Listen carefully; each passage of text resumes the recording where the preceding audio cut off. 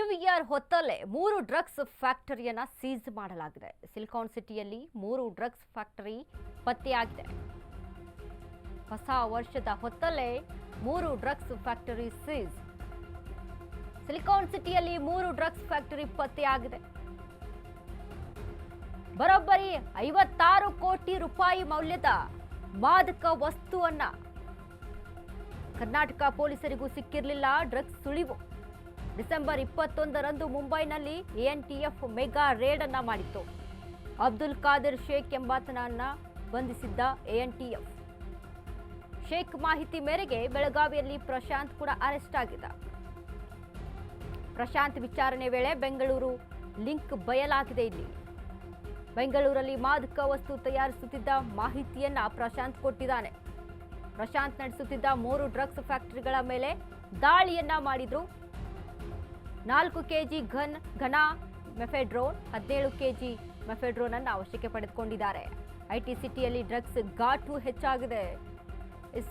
ಹೊಸ ವರ್ಷದ ಆರಂಭದಲ್ಲೇ ಹೊಸ ವರ್ಷಕ್ಕೆ ಅಂತ ರೆಡಿ ಆಗ್ತಾ ಇತ್ತು ಈ ಎಲ್ಲ ಡ್ರಗ್ಸ್.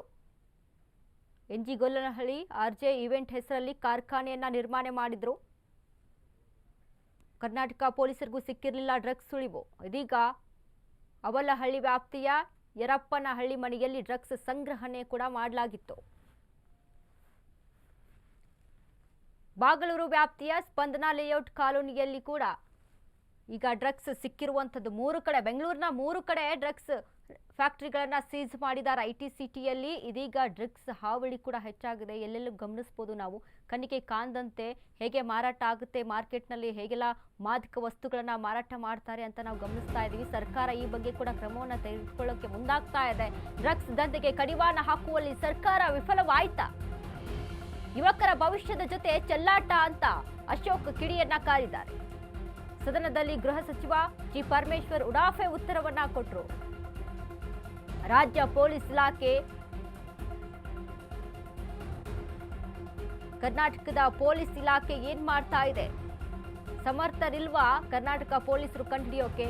ರಾಜ್ಯದ ಗುಪ್ತಚರ ಇಲಾಖೆ ಏನ್ ಮಾಡ್ತಾ ಇದೆ?